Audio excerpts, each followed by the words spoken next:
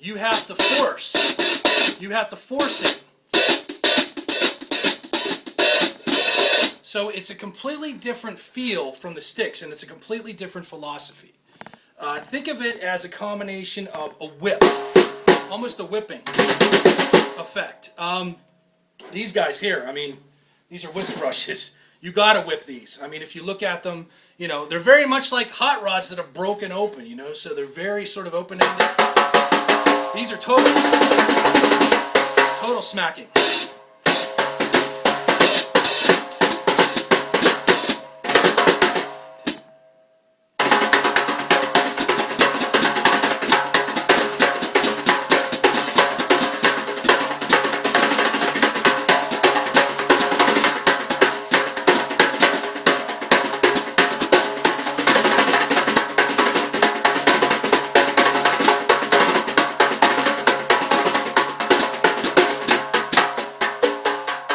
Same thing I was talking about before.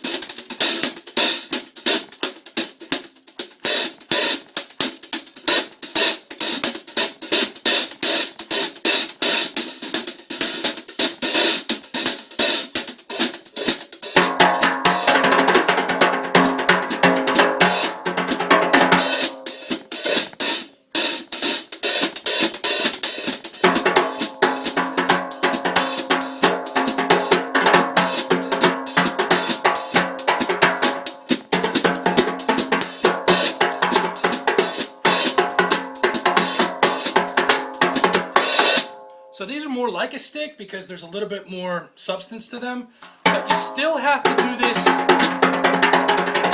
idea of this whipping motion. And like I said, it's really a combination of the wrist and the fingers, and it's more so. It needs to be more pronounced than you would use whenever you use a stick.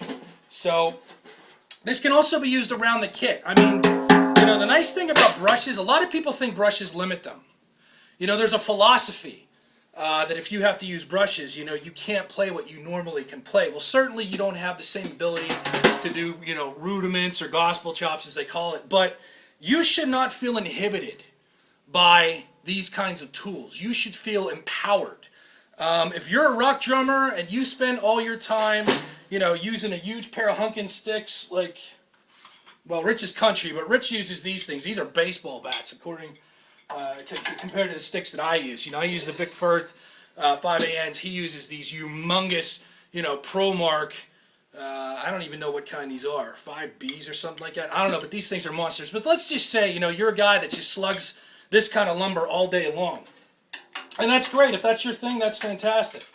But it's nice to explore. You know, people say drummers aren't musicians, you know, or artists. But it's nice to explore the instrument. And brushes force you to do things that you wouldn't normally do. And they prevent you, I think, from becoming totally dependent. I think that they give you a little bit more diversity. It requires you to have a lighter touch. I think it helps with your manual dexterity because, like I said, you have to control these brushes in an entirely different way. I think they force you to look at the drum set differently. To incorporate different kinds of fills using the brushes is a lot more challenging, I think. And finding ways to work the brushes within the confines of an ensemble or a group. You know, brushes are quiet.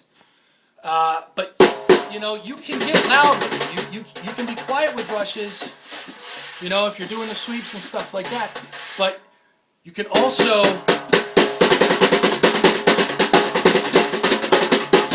you know, you can get some oomph out of these things if you really want to. So there's a certain level of control that's required, and the ability to utilize that control within a group. When do I play hard? When do I play light? When do I maximize the interior of the drum versus the exterior of the drum? How can I work dynamics into what I'm doing to make it sound more interesting? How can I keep up with everybody? Volume-wise, if I'm swinging,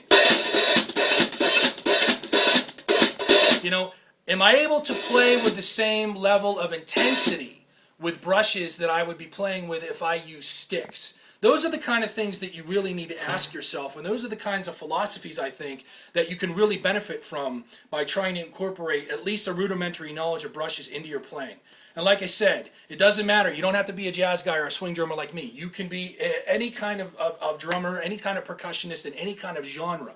Go out, get yourself a set of brushes. Get yourself wire or nylon. Nylon, you know, some people prefer those. And just spend a little bit of time playing with them. You know, take your snare drum and your hi-hat away from your kit. Clear yourself from all of this. Don't let this intimidate you, and don't let this inhibit your abilities to explore these particular elements of your instrument. You know, remove the distractions. Get yourself a snare, get yourself a hi-hat, and sit down and just spend some time. Just spend some time getting comfortable. Figure out what kind of grip works for you. You know, some people play match, some people play traditional. I use both. And like I said, even with these, I do like reverse traditional, which is really weird. But it seems to work for me in some instances. And I don't have the level of endurance yet and ambidextrousness for both hands with the brushes to the point where, you know, if I get tired doing this, I'm able to switch over and do this. And that really sort of helps me then. That's the only part of the drum set that I'm ambidextrous on. I don't play open or anything like that, you know, like a lot of these other guys do. So, you know, I recognize the need for this.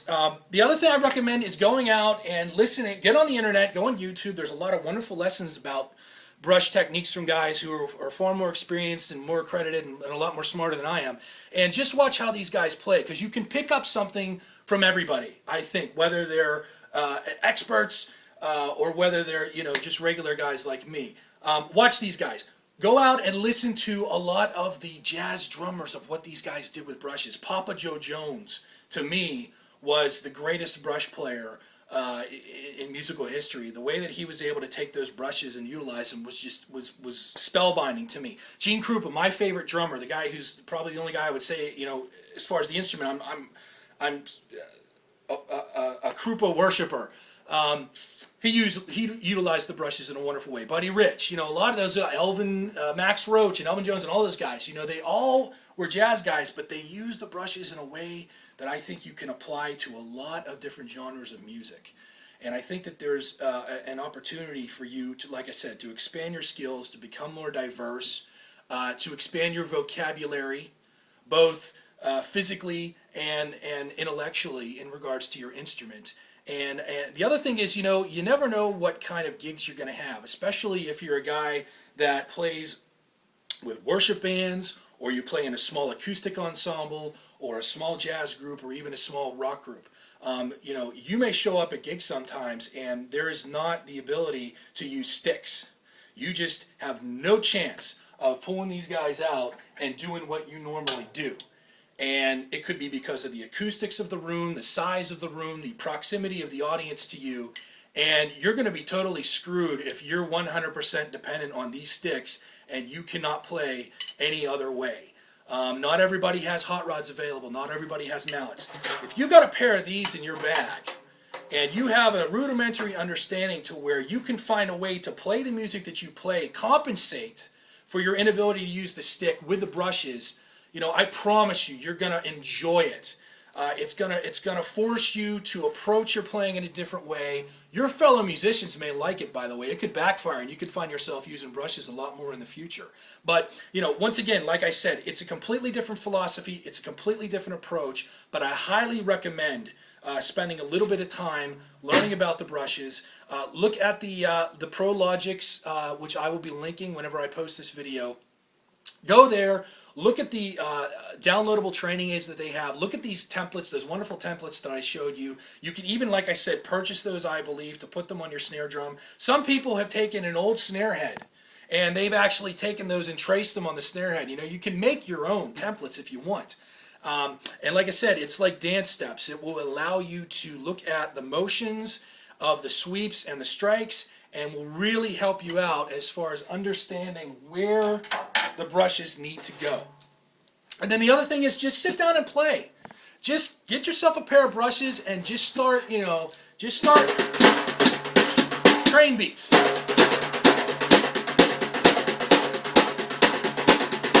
You know, simple train beats. And then just start accenting.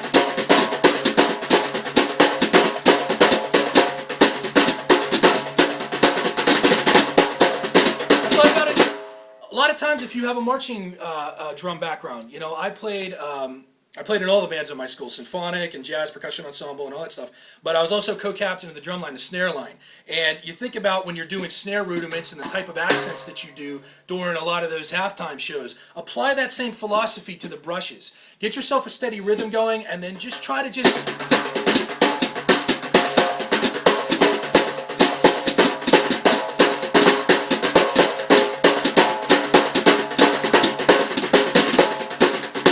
work your way around the head.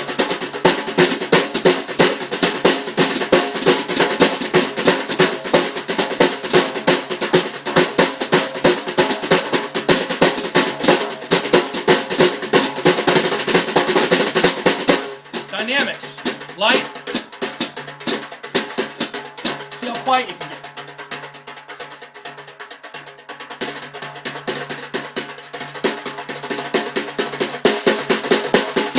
Bring it up.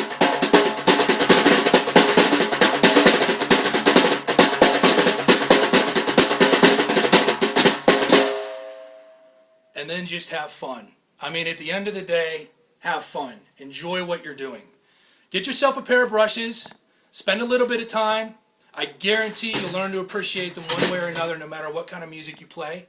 Who knows, you may find yourself wanting to be a swing guy and exploring other genres of music that you never thought that you would ever want to explore before. So that's really all I have today for this one.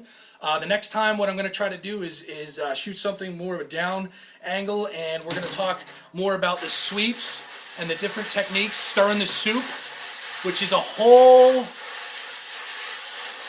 other aspect of brushes. It's a whole different world.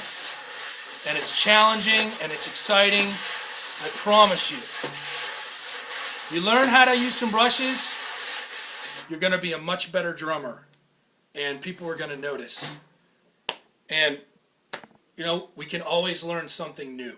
So, hope that helped you out, especially you, Mike. I hope that, that the information that was available online that I sent you, and this will at least give you a general idea in regards to the striking aspects. And once again, I hope to come back to you guys soon and do another piece in regards to the sweeps. So, God bless, and thanks a lot.